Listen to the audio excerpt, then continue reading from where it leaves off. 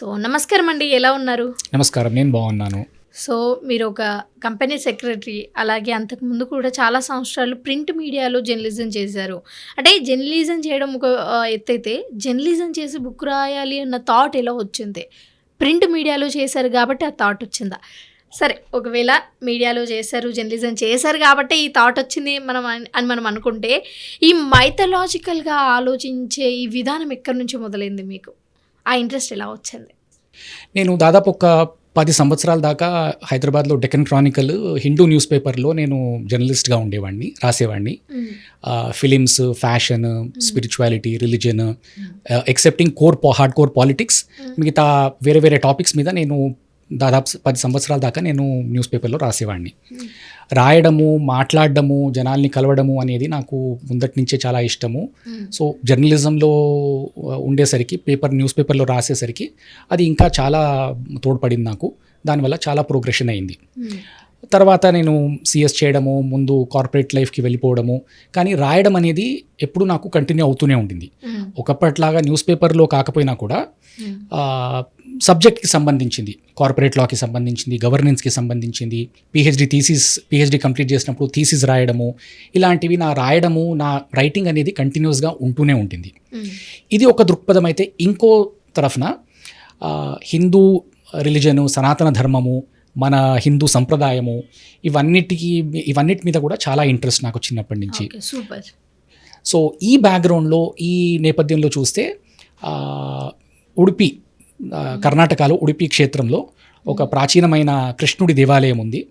అది 13వ శతాబ్దంలో జగద్గురు శ్రీ మధ్వాచార్యుల వారు స్థాపించిన దేవస్థానము, మఠం అది. అక్కడ ఆ గుడిలో పూజలు నిర్వహించడానికి 8 సన్యాసులని జగద్గురు మధ్వాచార్యుల వారు అప్పుడు నియమించారు. దాంట్లో ప్రథమమైన మొదటి మఠము శ్రీ పలిమారు మఠము. ఆ పలిమార్ మఠానికి సంబంధించిన ఒక బుక్, ఒక ఎన్సైక్లోపీడియా లాంటిది. అంటే 800-year-old హిస్టరీ ఆఫ్ దట్ మఠము. ఆ మఠంలో జరిగే కార్యక్రమాలు, పర్వదినాలు, పండుగలు, అక్కడ నిత్య పూజలు ఎలా జరుగుతూ ఉంటాయి, ఇవన్నిటి గురించి, అండ్ ఆ యతి పరంపరలో వచ్చిన దాదాపు 30 సన్యాసుల జీవన చరిత్ర, వాళ్ళ కాంట్రిబ్యూషన్ ఏంటి, వాళ్ళ పవాడాలు ఏంటి, వాళ్ళు రాసిన గ్రంథాలు ఏంటి, వాళ్ళు సమాజానికి చేసిన కాంట్రిబ్యూషన్ ఏంటి, జ్ఞాన, భక్తి, వైరాగ్య, మన ధర్మంలో, మన సనాతన ధర్మంలో చాలా ముఖ్యమైన ఈ 3 విషయాల గురించి వాళ్ళ కాంట్రిబ్యూషన్ ఏంటి అని ఇవన్నిటినీ సేకరించి, సంగ్రహించి దాదాపు ఒక 5.5-6 సంవత్సరాల దాకా వేరే వేరే జనాలను కలిసి వేరే వేరే ఊళ్ళకి వెళ్ళి ఇన్ఫర్మేషన్ అంతా గ్యాదర్ చేసి ఒక బుక్ రీసెంట్గా పబ్లిష్ చేయడం జరిగింది. ఇటీవల the divine legacy of Shri Palimaru Matha అని మఠం వాళ్ళే పబ్లిష్ చేసిన ఒక బుక్. ఇది ఒక ఎన్సైక్లోపీడియా టైప్లో ఉన్న బుక్. ఇది పలిమారు మఠానికి సంబంధించిన కంప్లీట్ ఇన్ఫర్మేషన్ మీకు దాంట్లో ఉంటుంది. మీకు ఒక ముఖ్యమైన విషయం ఏంటంటే, మధ్వాచార్యుల వారు ఉన్న టైంలోనే ఆయన సాక్షాత్ శిష్యుడు, పలిమార్ మఠానికి మొట్టమొదటి యతి అయిన శ్రీ రిషికేశ తీర్థుల స్వామి వారిది, ఆయన హస్తంతో రాసిన హస్తప్రతులు ఇప్పటికీ మఠంలో అవైలబుల్గా ఉన్నాయి. తుళు లిపిలో, తుళు అనే ఒక భాష ఉంది, దక్షిణ కన్నడ, ఉడిపి జిల్లాల్లో మాట్లాడే ఒక భాష. ఆ భాషలో తన చేత్తో రాసిన హస్తప్రతులు, ప్రాచీన హస్తప్రతులు ఇప్పటికీ మన పలిమార్ మఠంలో అవైలబుల్గా ఉంటాయి. సో ఇవన్నిటి గురించి చాలా డీటెయిల్డ్గా రాయడం జరిగింది ఈ బుక్లో. సో ఇంకా ఆ బుక్ గురించి స్పెషాలిటీ ఏంటి? అంటే ఎందుకు మీరు ఆ సబ్జెక్ట్ ఎంచుకోవడానికి గల కారణం ఏంటి? అంటే ఇప్పుడు ఒక థీమ్ తీసుకొని మనం రాయాలి అని అనుకున్నప్పుడు దాని గురించి చాలా విషయాలు తెలుసుకోవాలి. ఆయన చాలా జర్నలిస్ట్ అన్నారు కాబట్టి చాలా జరుగుతూ ఉంటుంది ఇన్వెస్టిగేషన్ సో వెనకాల. సో అలాంటి టైంలో మీరు ఏమైనా ఇబ్బందులు పడ్డారా? ఏమైనా, లేకపోతే కొత్త విషయాలు తెలుసుకున్నప్పుడు మీ ఎగ్జైట్మెంట్ ఎలా ఉంది? జనరల్గా మీరు చూస్తే ఇండియన్ కాంటెక్స్లో మనకు ఇంగ్లీష్లో చెప్పాలంటే సెన్స్ ఆఫ్ హిస్టరీ అనేది మనకు ఒకటి ల్యాకింగ్గా ఉంటుంది.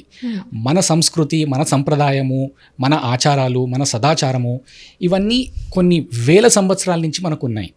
అండ్ ఇవన్నీ కూడా ప్రకృతికి, ఇతర మానవాళికి, ఓవరాల్ ప్రకృతికి అనుగుణంగా ఉండేటట్టుగా ఉన్న సంప్రదాయం మంది. అలా ఉంటే కూడా మనము చాలా మటుకు దీన్ని ఇగ్నోర్ చేయడము, దాని గురించి పెద్ద పట్టించుకోకపోవడం అనేది అదొక శాపంలాగా ఉండిపోయింది.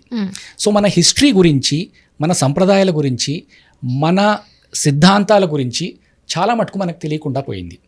సో ఇప్పటి జనరేషన్కి, ఫ్యూచర్ జనరేషన్స్కి కూడా ఇది తెలియాలి, ఇది మిస్ అవ్వకుండా మన హిస్టరీ ఏంటి, మన ప్రాచీన గ్రంథాలు ఏంటి, మనకున్న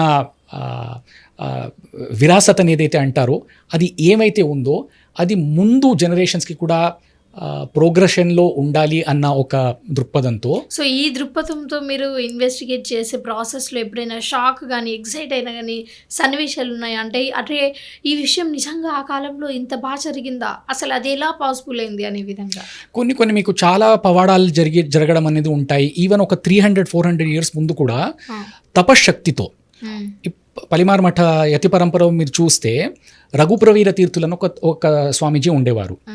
ఆయన ఉడిపి కృష్ణమఠంలో పూజ చేస్తున్నప్పుడు మఠానికి రోజు అభిషేకం చేయడానికి పాలిచ్చే ఒక ఆవు ఉండేది.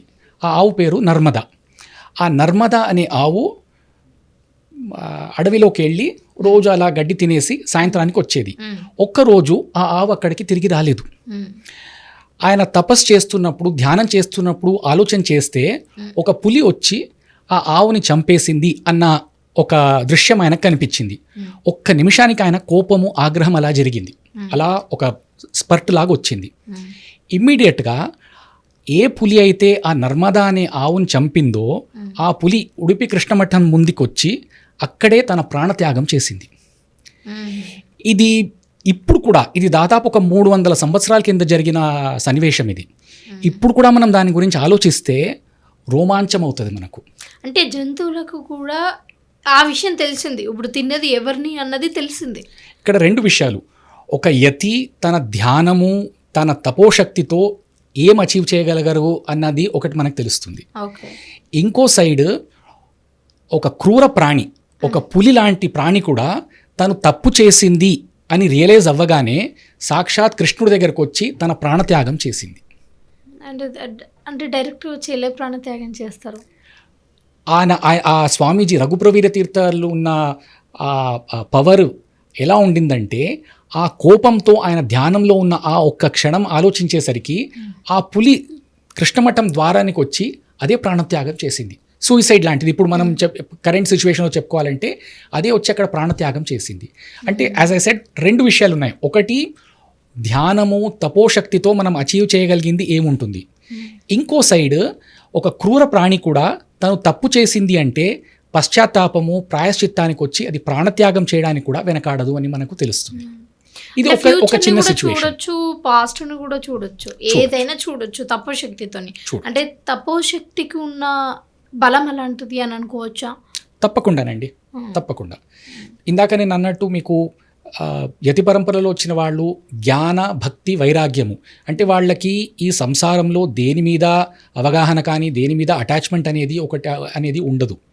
వాళ్ళు కేవలం కృష్ణుడి సేవ, ధర్మ సంరక్షణ, మిగతా వాళ్ళకి ఎలా మనము ఉపయోగపడగలుగుతాము, మన శాస్త్రాల్లో ఉన్నది ఈ కరెంట్ సిచ్యువేషన్లో మనం దాన్ని ఎలా ఇంప్లిమెంట్ చేయగలుగుతాము అన్న ఒక విషయాన్ని దాన్ని ధ్యేయంగా పెట్టుకుని వాళ్ళ ఇడీ జీవనాన్నే వాళ్ళు, ఉడిపి సైడ్లో మీకు అందరూ బాల సన్యాసులే. సో వాళ్ళ ఇడీ జీవనాన్నే వాళ్ళు ధర్మ ప్రచారానికని పక్కన పెట్టేశారు వాళ్ళు. ఓకే. అండ్ ఇంకా జనరల్గా ఇప్పుడు మీరు శ్రీకృష్ణుని గురించి ఎక్కువ రాశారు కాబట్టి శ్రీకృష్ణునిలో మీకు నచ్చే ఒక తత్వం ఏంటి? అంటే తత్వం అంటే ఎలా చెప్పాలి, జనరల్గా మీకు ఆ మొత్తం అవతారంలో కూడా ఏమి ఇష్టం ఎక్కువ? ఒకే లైన్లో చెప్పాలంటే కృష్ణుడు చెప్పిందే ధర్మం. కృష్ణుడు ఏదైతే కాదంటాడో అది ధర్మం కాదు. మీరు ఇడీ భాగవతంలో చూస్తే, సమగ్ర భాగవతం కృష్ణావతారం చూస్తే, మహాభారతంలో కూడా ఉంటుంది, విష్ణు పురాణంలో కూడా కొద్దిగా వస్తుంది, కానీ మెయిన్గా మీకు భాగవతంలో మీరు చూస్తే కృష్ణుడు పుట్టినప్పటి నుంచి తను మామూలు మనిషి కాదు, తను సాక్షాత్ విష్ణుమూర్తి అని చూపించుకుంటూనే వచ్చాడు. ఆయన బాలలీలలు కావచ్చు. నేను ఒక ఎగ్జాంపుల్ చెప్పాలా, జనరల్గా ఇప్పుడు శ్రీరాముడు పుట్టినప్పుడు శ్రీరాముడు దేవుడు అని దశరథుడికి కానీ లేకపోతే ప్రజలందరికీ ఎవరికి తెలియదు.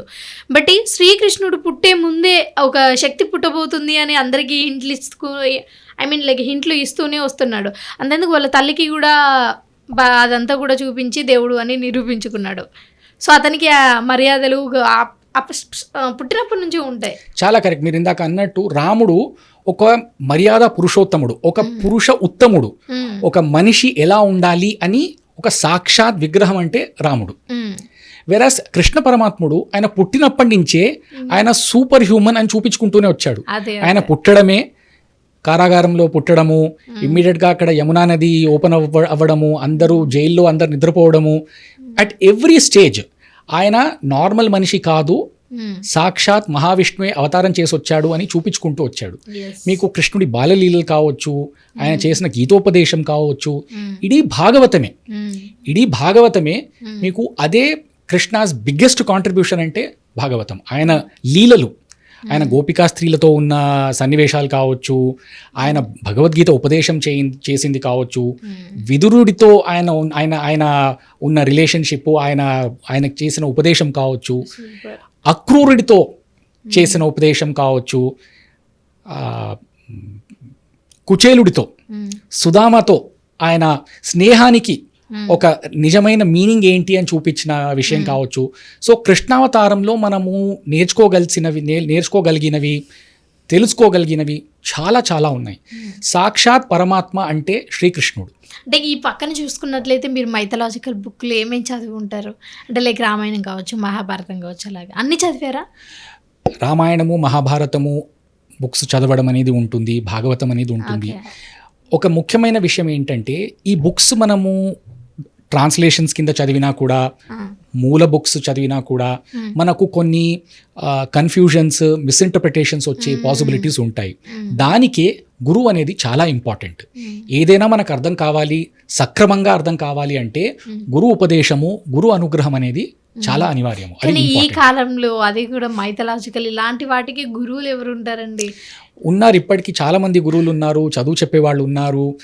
అండ్ మనకు దారి చూపించడానికి 100 ఏళ్ల ముందు ఆదిశంకర కావచ్చు, తర్వాత రామానుజాచార్యులు కావచ్చు, తర్వాత మా జగద్గురువులైన శ్రీ మధ్వాచార్యులు కావచ్చు, ఆయన మహాభారత తాత్పర్య నిర్ణయం అని ఒక పెద్ద గ్రంథం రాశారు. అత్యున్నతమైన గ్రంథం అది. దాంట్లో మహాభారతము, రామాయణము ఈ 2 గ్రంథాల్లో, ఈ 2 ఇతిహాస గ్రంథాల్లో కొన్ని క్లిష్ట విషయాలన్నీ మనం ఎలా అర్థం చేసుకోవాలి, దానికి సరైన అర్థం ఏంటి, తప్పు అర్థం పోవడం కాకుండా సరిగ్గా దాన్ని ఎలా అర్థం చేసుకోవాలి అని మనకు ఆయన చాలా ఉదాహరణలు ఇస్తూ దాన్ని క్లియర్గా ఎక్స్ప్లెయిన్ చేసుకుంటూ వచ్చారు. అంటే ఫర్ ఎగ్జాంపుల్ గురు ఉపదేశం ఉంటే, గురు అనుగ్రహంతో మనము ఎట్లాంటి కష్టమైన సిచ్యువేషన్ అయినా మనం ఓవర్కమ్ కావచ్చు. అంటే కొంతమందికి రాంగ్ ఇంటర్ప్రిటేషన్స్ చేసుకుంటూ ఉంటారు. ఇప్పుడు ఎందుకు శ్రీకృష్ణునికి ఇంతమంది భార్యలు, ఎందుకు ఆ టైంలో అది చేశాడు, ఇది చేశాడు అని. సో వాళ్ళందరికీ కూడా ఒక గురువు ఉంటే బెటర్ అంటారు, అంతేనా? అబ్సల్యూట్లీ అండి. గురువు అనుగ్రహం ఉండి గురుముఖేన మనము ఏదైనా నేర్చుకుంటే అది మనకు కరెక్ట్గా ఉంటుంది, అది పర్మనెంట్గా ఉంటుంది, సక్రమంగా అర్థమవుతుంది. ఓకే అండి, థ్యాంక్ యూ సో మచ్. మాకు తెలియని ఇప్పుడు మైథలాజికల్ స్టోరీస్ కూడా మీరు మాకు చెప్పారు. Thank you. నమస్తే. నాకు ఈ అవకాశం ఇచ్చినందుకు ధన్యవాదాలండి.